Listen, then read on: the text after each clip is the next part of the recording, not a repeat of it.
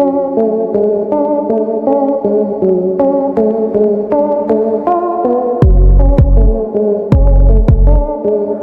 Friends, ಇವತ್ತಿನ ಅದ್ಭುತ ವಿಡಿಯೋಗೆ ನಿಮ್ಮೆಲ್ಲರಿಗೂ ಆತ್ಮೀಯ ಸ್ವಾಗತ.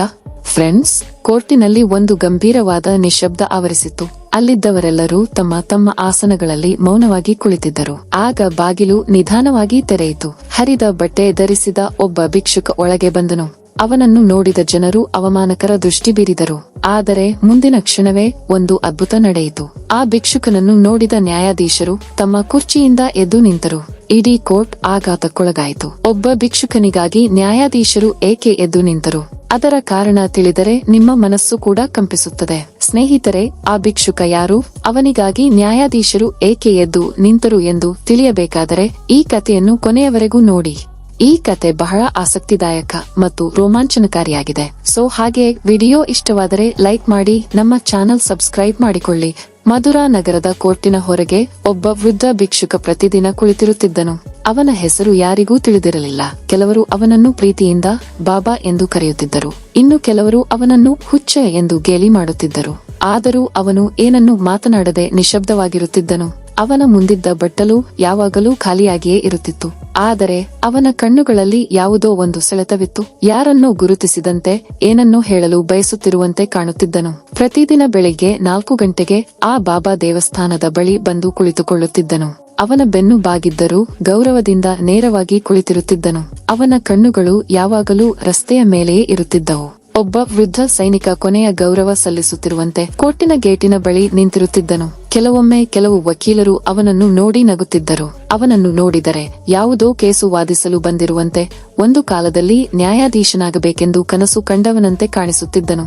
ಆದರೆ ಬಾಬಾ ಯಾವಾಗಲೂ ನಿಶ್ಶಬ್ದವಾಗಿರುತ್ತಿದ್ದನು. ಕೋಪವಿರಲಿಲ್ಲ, ನಗುವಿರಲಿಲ್ಲ, ಕೇವಲ ಒಂದು ಗಂಭೀರವಾದ ನಿಶ್ಶಬ್ದ ಮಾತ್ರವಿತ್ತು. ಆ ದಿನ ಮಧುರಾ ಕೋರ್ಟಿನಲ್ಲಿ ಒಂದು ದೊಡ್ಡ ಪ್ರಕರಣದ ವಿಚಾರಣೆ ನಡೆಯುತ್ತಿತ್ತು. ನಗರವೆಲ್ಲವೂ ಆ ಕೇಸಿನ ಬಗ್ಗೆಯೇ ಮಾತನಾಡಿಕೊಳ್ಳುತ್ತಿತ್ತು. ಅದೊಂದು ರಿಯಲ್ ಎಸ್ಟೇಟ್ ಹಗರಣದ ಪ್ರಕರಣವಾಗಿತ್ತು. ಅದರಲ್ಲಿ ಬಹಳ ದೊಡ್ಡ ಹೆಸರುಗಳು ಭಾಗಿಯಾಗಿದ್ದವು. ಕೋರ್ಟಿನ ಹೊರಗೆ ಪತ್ರಕರ್ತರು, ಕ್ಯಾಮೆರಾ ಲೈಟುಗಳು, ಒಂದು ವಿಚಿತ್ರವಾದ ಉತ್ಸಾಹ ನೆಲೆಸಿತ್ತು. ಕೋರ್ಟ್ ರೂಮ್ ನಂಬರ್ 5ರಲ್ಲಿ ನ್ಯಾಯಾಧೀಶ ಅಯಾನ್ ಶಂಕರ್ ತಮ್ಮ ಕುರ್ಚಿಯಲ್ಲಿ ಕುಳಿತುಕೊಳ್ಳಲು ಸಿದ್ಧರಾಗಿದ್ದರು. ಅವರು ಕಠಿಣ ಮತ್ತು ನೀತಿವಂತ ತೀರ್ಪುಗಳಿಗೆ ಹೆಸರುವಾಸಿಯಾಗಿದ್ದರು. ನ್ಯಾಯಕ್ಕಾಗಿ ಅವರ ಸಮರ್ಪಣಾ ಭಾವ ಎಲ್ಲರಿಗೂ ಆದರ್ಶವಾಗಿತ್ತು. ಬೆಳಿಗ್ಗೆ 11 ಗಂಟೆಗೆ ಕೋರ್ಟಿನ ಕಲಾಪಗಳು ಪ್ರಾರಂಭವಾದವು. ವಕೀಲರು ತಮ್ಮ ವಾದಗಳಲ್ಲಿ ಮುಳುಗಿ ಹೋಗಿದ್ದರು. ಕೋಣೆ ಸಂಪೂರ್ಣವಾಗಿ ಉದ್ವಿಗ್ನತೆ ಮತ್ತು ತೀಕ್ಷ್ಣವಾದ ವಾದಗಳಿಂದ ತುಂಬಿ ಹೋಗಿತ್ತು. ಆಗ ಇದ್ದಕ್ಕಿದ್ದಂತೆ ನ್ಯಾಯಾಧೀಶರು ಮುಂದೆ ನೋಡಿದರು. ಅವರ ದೃಷ್ಟಿ ಕಿಟಕಿಯನ್ನು ದಾಟಿ ಹೊರಗೆ ಹೋಯಿತು. ಯಾವುದೋ ಹಳೆಯ ನೆನಪು ಅವರ ಹೃದಯವನ್ನು ತಟ್ಟಿದಂತಿತ್ತು. ಅವರು ತಮ್ಮ ಗುಮಾಸ್ತನಿಗೆ ನಿಧಾನವಾಗಿ ಹೇಳಿದರು, ಕೋರ್ಟಿನ ಆವರಣದಲ್ಲಿ ದೇವಸ್ಥಾನದ ಹೊರಗೆ ಕುಳಿತಿರುವ ಆ ವೃದ್ಧ ಭಿಕ್ಷುಕನನ್ನು ಕರೆಯಿಸಿಕೊಂಡು ಬರಬಹುದೇ ಎಂದರು. ಅದನ್ನು ಕೇಳಿ ಇಡೀ ಕೋರ್ಟ್ ಆಘಾತಕ್ಕೊಳಗಾಯಿತು. ಎಲ್ಲರೂ ಒಬ್ಬರನ್ನೊಬ್ಬರು ನೋಡಿಕೊಂಡರು. ಒಬ್ಬ ಪತ್ರಕರ್ತ ತನ್ನ ಕ್ಯಾಮೆರಾದ ಕಡೆಗೆ ಬಾಗಿ ಏನಾಗುತ್ತಿದೆ ಎಂದು ಪಿಸುಗುಟ್ಟಿದನು. ಒಬ್ಬ ಭಿಕ್ಷುಕನನ್ನು ನ್ಯಾಯಾಲಯಕ್ಕೆ ಏಕೆ ಕರೆಯಿಸಬೇಕು ಎಂದು ಎಲ್ಲರೂ ಗೊಂದಲಕ್ಕೊಳಗಾದರು.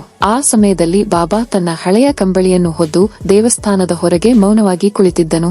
ಅವನ ಬಟ್ಟಲಿನಲ್ಲಿ ಕೆಲವು ನಾಣ್ಯಗಳಿದ್ದವು. ಪಕ್ಕದಲ್ಲಿ 2-3 ಹಕ್ಕಿಗಳು ಕಾಳು ತಿನ್ನುತ್ತಿದ್ದವು. ಆಗ 2 ಪೊಲೀಸ್ ಪೇದೆಗಳು ಅವನ ಬಳಿಗೆ ಬಂದರು. ಬಾಬಾ, ಜಡ್ಜ್ ಸಾಹೇಬರು ನಿನ್ನನ್ನು ಕರೆಯುತ್ತಿದ್ದಾರೆ ಎಂದರು.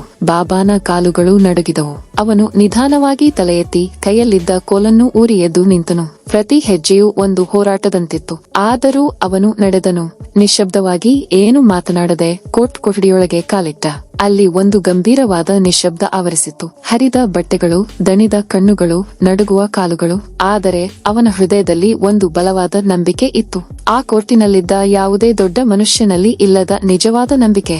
ನ್ಯಾಯಾಧೀಶರು ಒಂದು ಕ್ಷಣ ತಲೆಬಾಗಿದರು, ಯಾರನ್ನೂ ಗೌರವದಿಂದ ಸ್ಮರಿಸಿಕೊಂಡಂತೆ. ನಂತರ ನಿಧಾನವಾಗಿ ಕೇಳಿದರು, ನಿಮ್ಮ ಹೆಸರೇನು? ಬಾಬಾನ ಧ್ವನಿಯಲ್ಲಿ ಲವು ನಡುಕವಿತ್ತು, ಆದರೆ ಮಾತಿನಲ್ಲಿ ಗಾಂಭೀರ್ಯವಿತ್ತು. ಅವನು ಹೇಳಿದ, ಈಗ ಹೆಸರು ಎನ್ನುವುದು ಹೆಸರಲ್ಲ ಸಾಹೇಬರೇ.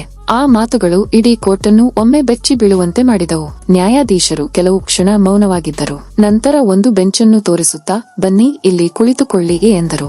ಬಾಬಾ ನಿಧಾನವಾಗಿ ನಡೆದು ಬಂದು ಕುಳಿತರು.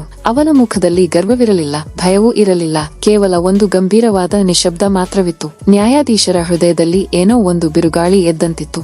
ಅವರು ಕೇಳಿದರು, ನೀವು ಪ್ರತಿದಿನ ಇಲ್ಲಿಗೆ ಬರುತ್ತೀರಾ?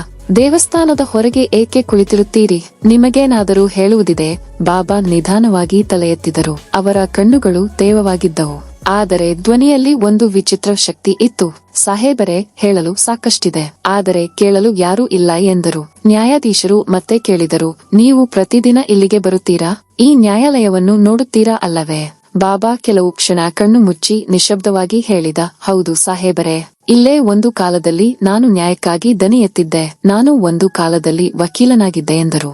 ಆ ಮಾತುಗಳನ್ನು ಕೇಳಿ ಇಡೀ ಕೋರ್ಟ್ ಬೆಚ್ಚಿ ಬಿದ್ದಿತು. ಎಲ್ಲರೂ ಒಬ್ಬರನ್ನೊಬ್ಬರು ನೋಡಿಕೊಂಡರು. ಆ ಭಿಕ್ಷುಕ ಒಂದು ಕಾಲದಲ್ಲಿ ವಕೀಲನಾಗಿದ್ದನೆ ಎಂದು ಆಶ್ಚರ್ಯಪಟ್ಟರು. ಬಾಬಾ ನಿಧಾನವಾಗಿ ತನ್ನ ಹಳೆಯ ಚೀಲವನ್ನು ತೆರೆದನು. ಅದರಿಂದ ಹಳದಿ ಬಣ್ಣಕ್ಕೆ ತಿರುಗಿದ ಹರಿದು ಹೋದ ಒಂದು ಕೋಟು ತೆಗೆದನು.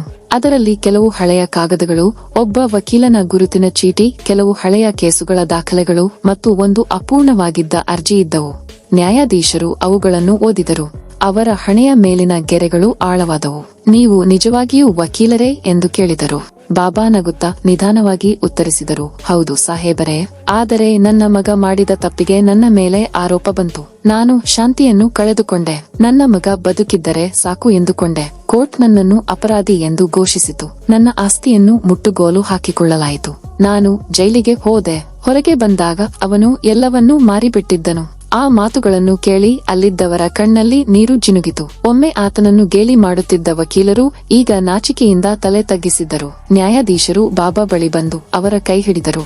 ನಾವು ಕಾನೂನು ಪುಸ್ತಕಗಳಲ್ಲಿ ನ್ಯಾಯವನ್ನು ಕಲಿತಿದ್ದೇವೆ, ಆದರೆ ನೀವು ಅದನ್ನು ನಿಮ್ಮ ಜೀವನದಲ್ಲಿ ಅಳವಡಿಸಿಕೊಂಡು ಬದುಕಿದ್ದೀರಿಯೇ ಎಂದರು. ಬಾಬಾ ಕಣ್ಣಲ್ಲಿ ಕಣ್ಣೀರಿತ್ತು, ಆದರೆ ಮುಖದಲ್ಲಿ ಒಂದು ಶಾಂತವಾದ ನಗು ಇತ್ತು. ಹಲವು ವರ್ಷಗಳಿಂದ ಹೊತ್ತಿದ್ದ ನೋವು ಈಗ ಮುಗಿದಂತೆ ಭಾಸವಾಗುತ್ತಿತ್ತು. ಆ ಸಂಜೆ ವಾರ್ತಾಪತ್ರಿಕೆಗಳ ಮುಖಪುಟದಲ್ಲಿ ಅವರ ಕತೆ ಪ್ರಕಟವಾಯಿತು. ಇಡೀ ನಗರ ಒಂದೇ ಹೆಸರಿನ ಬಗ್ಗೆ ಮಾತನಾಡುತ್ತಿತ್ತು, ಆ ವಕೀಲ ಬಾಬಾ ಬಗ್ಗೆ. ಮರುದಿನ ಬೆಳಿಗ್ಗೆ ಮಥುರಾದ ಎಲ್ಲಾ ಪತ್ರಿಕೆಗಳು ಒಂದೇ ತಲೆಬರಹದೊಂದಿಗೆ ಬಂದವು, ಇತನು ಭಿಕ್ಷುಕನಲ್ಲ, ಮಾಜಿ ವಕೀಲ. ನ್ಯಾಯಾಧೀಶರು ತಮ್ಮ ಕುರ್ಚಿಯಿಂದ ಎದ್ದು ನಿಂತು ಸ್ವಾಗತಿಸಿದರು. ವ್ಯವಸ್ಥೆಯ ತಪ್ಪಿನಿಂದಾಗಿ ಒಂದು ಜೀವನ ಬೀದಿಗೆ ಬಿದ್ದ ಸತ್ಯ ಈಗ ಎಲ್ಲರನ್ನೂ ಆಲೋಚಿಸುವಂತೆ ಮಾಡಿತ್ತು. ಅಂದು ನಡೆದದ್ದು ಸಾಮಾನ್ಯ ವಿಚಾರಣೆಯಲ್ಲ, ಅದೊಂದು ಐತಿಹಾಸಿಕ ಕ್ಷಣ. ಆ ಭಿಕ್ಷುಕನ ಅಸಲಿ ಹೆಸರು ಕೃಷ್ಣಚಂದ್ರ ಪಾಂಡೆ. ಒಂದು ಕಾಲದಲ್ಲಿ ಮಥುರಾ ನ್ಯಾಯಾಲಯದಲ್ಲಿ ಪ್ರತಿಯೊಬ್ಬ ವಕೀಲರ ಬಾಯಲ್ಲೂ ಅವರ ಹೆಸರಿತ್ತು. ಬಡವರಿಗಾಗಿ ಉಚಿತವಾಗಿ ಕೇಸುಗಳನ್ನು ವಾದಿಸುತ್ತಿದ್ದರು. ಎಂದಿಗೂ ಲಂಚ ತೆಗೆದುಕೊಂಡವರಲ್ಲ. ಅವರು ಅಧಿಕಾರಿಗಳ ಕಣ್ಣುಗಳನ್ನೇ ನೋಡಿ ನ್ಯಾಯಕ್ಕಾಗಿ ಪ್ರಶ್ನಿಸುತ್ತಿದ್ದರು. ಅದೇ ಅವರ ವಿಶೇಷತೆಯಾಗಿತ್ತು. ಆದರೆ ಒಂದು ದಿನ ಅವರ ಜೀವನವನ್ನೇ ತಲೆಕೆಳಗಾಗಿ ಮಾಡಿದ ಘಟನೆ ನಡೆಯಿತು. ಅವರ ಸ್ವಂತ ಮಗ ವಿವೇಕ್ ಒಂದು ಮೋಸದ ರಿಯಲ್ ಎಸ್ಟೇಟ್ ವ್ಯವಹಾರದಲ್ಲಿ ಸಿಕ್ಕಿಬಿದ್ದಿದ್ದ. ಅವನ ಹೆಸರಿನಲ್ಲಿ ಸಾಲದ ಸಮಸ್ಯೆ ಇದ್ದುದರಿಂದ ಅವನು ಎಲ್ಲಾ ಆಸ್ತಿಗಳನ್ನು ತನ್ನ ತಂದೆಯ ಹೆಸರಿಗೆ ವರ್ಗಾಯಿಸಿದ್ದನು. ವಂಚನೆಗೆ ಬಳಸಿದ ದಾಖಲೆಗಳು ಬಾಬಾ ಕೃಷ್ಣಚಂದ್ರ ಪಾಂಡೆ ಅವರ ಹೆಸರಿನಲ್ಲಿದ್ದವು. ಅವರು ಯಾವುದೇ ಅಪರಾಧ ಮಾಡಿರಲಿಲ್ಲ, ಆದರೂ ಜೈಲಿಗೆ ಕಳುಹಿಸಲ್ಪಟ್ಟರು. ಆ ದಿನ ನ್ಯಾಯಾಲಯದಲ್ಲಿ ನ್ಯಾಯಾಧೀಶರು ಕೇಳಿದರು, ನಿಮ್ಮ ಮಗನ ವಿರುದ್ಧ ನೀವೇಕೆ ಏನೂ ಹೇಳಲಿಲ್ಲ?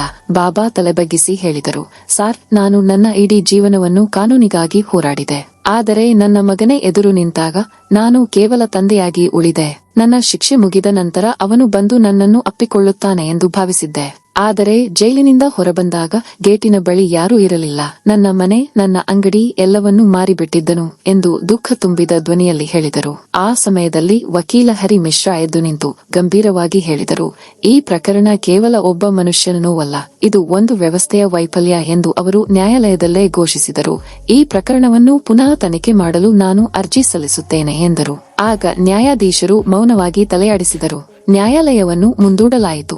ಆದರೆ ಆ ದಿನ ಒಂದು ಬದಲಾವಣೆಯನ್ನು ತಂದಿತ್ತು. ಅಂದು ಬಾಬಾ ನ್ಯಾಯಾಲಯದಿಂದ ಹೊರಬಂದಾಗ ಯಾರೂ ಅವರನ್ನು ಗೇಲಿ ಮಾಡಲಿಲ್ಲ. ಬದಲಾಗಿ ಎಲ್ಲರೂ ಗೌರವದಿಂದ ನೋಡಿದರು. ಯಾರೋ ಒಬ್ಬರು ಅವರಿಗೆ ನೀರಿನ ಬಾಟಲಿ ಕೊಟ್ಟರು, ಮತ್ತೊಬ್ಬರು ಮಧ್ಯಾಹ್ನದ ಊಟಕ್ಕೆ ಕರೆದರು. ಒಬ್ಬ ಪತ್ರಕರ್ತ ಓಡಿಬಂದು ಕೇಳಿದ, ಬಾಬಾ, ಕ್ಯಾಮೆರಾ ಮುಂದೆ ಏನಾದರೂ ಹೇಳಲು ಬಯಸುತ್ತೀರಾ? ಬಾಬಾ ನಿಧಾನವಾಗಿ ನಕ್ಕು ಹೇಳಿದರು, ಇಂದು ನನಗೆ ಮತ್ತೆ ನ್ಯಾಯದ ಮೇಲೆ ನಂಬಿಕೆ ಬಂದಿದೆ ಎಂದರು. ಮರುದಿನ ಬೆಳಿಗ್ಗೆ ವಾರ್ತಾಪತ್ರಿಕೆಗಳ ಮುಖಪುಟವೆಲ್ಲ ಅವರ ಕಥೆಯಿಂದ ತುಂಬಿ ಹೋಗಿತ್ತು. ದೂರದರ್ಶನದಲ್ಲಿ ಅವರ ಹೆಸರು ಮಾರ್ದನಿಸುತ್ತಿತ್ತು. ಆ ಸುದ್ದಿ ಹರಡುತ್ತಿದ್ದಂತೆ ಮಥುರಾದ ಲೋಕತ್ ಮುಖಲ್ಲಾ ಪ್ರದೇಶದಲ್ಲಿ ಒಂದು ಸಂಚಲನ ಉಂಟಾಯಿತು. ಅಲ್ಲಿ ಒಮ್ಮೆ ಕೃಷ್ಣಚಂದ್ರ ಪಾಂಡೆ ಅವರ ಪೂರ್ವಜರು ವಾಸಿಸುತ್ತಿದ್ದ ಮನೆಯಿತ್ತು. ಈಗ ಅದು ಬಿಲ್ ಕಚೇರಿಯಾಗಿ ಮಾರ್ಪಟ್ಟಿತ್ತು. ಆದರೆ ಆ ಮನೆಯ ಗೋಡೆಗಳು ಇಂದು ಒಬ್ಬ ವೀರನ ಕಥೆಯನ್ನು ಹೇಳುತ್ತಿದ್ದವು. ಆ ಸುದ್ದಿ ನೋಡಿದ ತಕ್ಷಣ ಬಾಬಾರ ಬಾಲ್ಯದ ನೆರೆಹೊರೆಯವರಾದ ಕಮಲಾದೇವಿ ಕಣ್ಣೀರು ಹಾಕಿದರು. ಅವರು ತೀರಿಕೊಂಡರೆಂದು ನಾವು ಭಾವಿಸಿದ್ದೆವು, ಆದರೆ ಈಗ ಬದುಕಿ ಬಂದಿದ್ದಾರೆ. ಈ ನಗರ ಅವರನ್ನು ಮರೆತಿತ್ತು ಎಂದು ಅವರು ಹೇಳಿದರು. ಅವರು ತಮ್ಮ ಮಕ್ಕಳಿಗೆ ಹೇಳಿದರು, ಇಂದಿನಿಂದ ಪ್ರತಿ ಭಾನುವಾರ ಬಾಬಾಗೆ ಊಟ ಹಾಕೋಣ. 7 ದಿನಗಳ ನಂತರ ಮಥುರಾ ನ್ಯಾಯಾಲಯದಲ್ಲಿ ಹೊಸ ವಿಚಾರಣೆ ಪ್ರಾರಂಭವಾಯಿತು. ಅದು 2003ರಲ್ಲಿ ನಡೆದ ಅದೇ ಪ್ರಕರಣ. ಕೃಷ್ಣಚಂದ್ರ ಪಾಂಡೆ ಅವರನ್ನು ಅಪರಾಧಿ ಎಂದು ತೀರ್ಪು ನೀಡಿದ್ದ ಪ್ರಕರಣ. ಆದರೆ ಈಗ ಹೊಸ ವಕೀಲರು, ಹೊಸ ಸಾಕ್ಷ್ಯಗಳು ಮತ್ತು ಹೊಸ ನ್ಯಾಯಾಧೀಶ ತ್ರಿವೇದಿ ಅವರ ನೇತೃತ್ವದಲ್ಲಿ ಡಾಕ್ಟರ್ಗಳ ಸಾಕ್ಷ್ಯ, ದಾಖಲೆಗಳು, ವಾಸ್ತುಶಿಲ್ಪಿ ಮತ್ತು ಈಗ ನಾಪತ್ತೆಯಾಗಿರುವ ವಿವೇಕ್ ಎಲ್ಲವನ್ನೂ ಮತ್ತೆ ಚರ್ಚಿಸಲಾಗುತ್ತಿತ್ತು. ಆ ವಿಚಾರಣೆಯಲ್ಲಿ ನ್ಯಾಯಾಧೀಶ ಉಮಾಶಂಕರ್ ಹೇಳಿದರು, ವಿವೇಕ್ ನ್ಯಾಯಾಲಯಕ್ಕೆ ಹಾಜರಾಗಬೇಕು, ಇಲ್ಲದಿದ್ದರೆ ಬಂಧನ ವಾರಂಟ್ ಜಾರಿ ಮಾಡಲಾಗುವುದು. ಆ ನ್ಯಾಯಾಧೀಶ ಉಮಾಶಂಕರ್ ಒಮ್ಮೆ ಕೃಷ್ಣಚಂದ್ರ ಪಾಂಡೆ ಅವರ ಶಿಷ್ಯರಾಗಿದ್ದರು. 18 ವರ್ಷಗಳ ಹಿಂದೆ ಅವರು ಅಲಹಾಬಾದ್ ವಿಶ್ವವಿದ್ಯಾಲಯದಲ್ಲಿ ಅವರನ್ನು ಭೇಟಿಯಾಗಿದ್ದರು. ಬಾಬಾ ಆಗ ಹೇಳಿದ ಸಲಹೆಗಳನ್ನು ಅವರು ತಮ್ಮ ಡೈರಿಯಲ್ಲಿ ಬರೆದಿಟ್ಟುಕೊಂಡಿದ್ದರು. ಆ ಮಾತುಗಳೇ ಅವರನ್ನು ಇಂದು ನ್ಯಾಯಾಧೀಶರನ್ನಾಗಿ ಮಾಡಿದ್ದವು. ಅವರು ಭಾವೋದ್ವೇಗದಿಂದ ಹೇಳಿದರು, ನಾನು ಈ ಪ್ರಕರಣವನ್ನು ವೈಯಕ್ತಿಕವಾಗಿ ತೆಗೆದುಕೊಳ್ಳುತ್ತಿದ್ದೇನೆ. ಕೆಲವೇ ದಿನಗಳಲ್ಲಿ ವಿವೇಕ್ ನ್ಯಾಯಾಲಯಕ್ಕೆ ಹಾಜರಾದ. ದುಬಾರಿ ಕಾರು, ಬ್ರಾಂಡೆಡ್ ಬಟ್ಟೆಗಳು, ಆದರೆ ಮುಖದಲ್ಲಿ ಅಪರಾಧಿ ಪ್ರಜ್ಞೆ. ಆಗ ನ್ಯಾಯಾಧೀಶರು ಕೇಳಿದರು, ನಿನ್ನ ತಂದೆಯ ಹೆಸರಿನಲ್ಲಿ ಆಸ್ತಿಗಳನ್ನು ಏಕೆ ತೆಗೆದುಕೊಂಡೆ? ವಿವೇಕ್ ತಲೆಬಗ್ಗಿಸಿ ಹೇಳಿದ, ನನ್ನ ಸಾಲದ ದಾಖಲೆ ಕೆಟ್ಟದಾಗಿತ್ತು, ಅದಕ್ಕಾಗಿ ಅವರ ಸಹಿಯನ್ನು ನಕಲಿ ಮಾಡಿದೆ ಎಂದನು. ಆ ಮಾತುಗಳು ನ್ಯಾಯಾಲಯವನ್ನು ನಿಶ್ಶಬ್ದಗೊಳಿಸಿದವು. ಬಾಬಾ ಕಣ್ಣು ಮುಚ್ಚಿ ಕುಳಿತಿದ್ದರು. ಆಗ ನ್ಯಾಯಾಧೀಶರು ತೀರ್ಪು ನೀಡಿದರು. ಕೃಷ್ಣಚಂದ್ರ ಪಾಂಡೆ ಅವರಿಗೆ ಮತ್ತೆ ವಕೀಲರ ಪರವಾನಗಿ ನೀಡಲಾಗುವುದು. ಅವರಿಗೆ 10 ಲಕ್ಷ ರೂಪಾಯಿ ಪರಿಹಾರ ನೀಡಲಾಗುವುದು. ಅಷ್ಟೇ ಅಲ್ಲ, ಸರ್ಕಾರ ಬಹಿರಂಗವಾಗಿ ಕ್ಷಮೆಯಾಚಿಸಬೇಕು ಎಂದು ತೀರ್ಪು ನೀಡಿದರು. ಆ ಸಂಜೆ ಬಾಬಾ ನ್ಯಾಯಾಲಯದ ಗೇಟಿನ ಬಳಿ ಕುಳಿತಿದ್ದರು. ಆದರೆ ಈಗ ಜನರು ಬಂದು ಅವರ ಪಾದ ಮುಟ್ಟಿ ನಮಸ್ಕರಿಸುತ್ತಿದ್ದರು. ಆಗ ನ್ಯಾಯಾಧೀಶ ಉಮಾಶಂಕರ್ ಬಂದು ಅವರ ಪಕ್ಕದಲ್ಲಿ ಕುಳಿತರು. ನಿಧಾನವಾಗಿ ಹೇಳಿದರು, ಇಂದು ನಾನು ತೀರ್ಪು ನೀಡಲಿಲ್ಲ ಬಾಬಾ, ನಾನು ನನ್ನ ಋಣ ತೀರಿಸಿದ್ದೇನೆ ಎಂದರು. ಆಗ ಬಾಬಾ ನಕ್ಕು ಹೇಳಿದರು, ಮಗು, ಇಂದು ನೀನು ಕೇವಲ ನ್ಯಾಯಾಧೀಶನಲ್ಲ, ನೀನು ನಿಜವಾದ ಮನುಷ್ಯ ಎಂದು ತಬ್ಬಿಕೊಂಡರು. ಇದು ಕೃಷ್ಣಚಂದ್ರ ಪಾಂಡೆ ಬಾಬಾ ಅವರ ಕತೆ ಮಾತ್ರವಲ್ಲ, ವ್ಯವಸ್ಥೆಯ ತಪ್ಪಿನಿಂದಾಗಿ ನಾಶವಾದ ಒಬ್ಬ ಮನುಷ್ಯನ ಸತ್ಯ. ಆದರೆ ಹಲವು ವರ್ಷಗಳ ನೋವಿನ ನಂತರವೂ ಸತ್ಯದ ಮೇಲಿನ ನಂಬಿಕೆಯನ್ನು ಕಳೆದುಕೊಳ್ಳದ ಮನಸ್ಸಿನ ಕತೆ. ಇಂದಿಗೂ ಮಥುರಾ ನ್ಯಾಯಾಲಯದ ಗೇಟಿನ ಬಳಿ ಅವರ ಕತೆ ಪ್ರತಿಧ್ವನಿಸುತ್ತದೆ. ಜನರು ಹೇಳುತ್ತಾರೆ, ಅವರು ಭಿಕ್ಷುಕರಲ್ಲ, ಸತ್ಯಕ್ಕಾಗಿ ತಮ್ಮ ಜೀವನವನ್ನೇ ಮುಡಿಪಾಗಿಟ್ಟ ಯೋಧ. ಬಾಬಾ ನಗುತ್ತಾ ದೇವಾಲಯದ ಕಡೆಗೆ ನಡೆದರು. ಅವರ ನೆರಳು ಉದ್ದವಾಗಿ ಚಾಚಿ ಇಡೀ ನಗರದಲ್ಲಿ ನ್ಯಾಯದ ಬೆಳಕನ್ನು ಪ್ರತಿಬಿಂಬಿಸುತ್ತಾ ಉಳಿಯಿತು. ಫ್ರೆಂಡ್ಸ್, ಈ ಅದ್ಭುತವಾದ ವಿಡಿಯೋ ಬಗ್ಗೆ ನಿಮ್ಮ ಅನಿಸಿಕೆ, ಅಭಿಪ್ರಾಯಗಳನ್ನು ಕಾಮೆಂಟ್ ಬಾಕ್ಸ್ನಲ್ಲಿ ಕಾಮೆಂಟ್ ಮಾಡಿ. ಹಾಗೆಯೇ ಈ ವಿಡಿಯೋ ನಿಮಗೆ ಇಷ್ಟವಾದರೆ ದಯವಿಟ್ಟು ಲೈಕ್ ಮಾಡುವುದನ್ನು ಮರೆಯಬೇಡಿ. ಧನ್ಯವಾದಗಳು.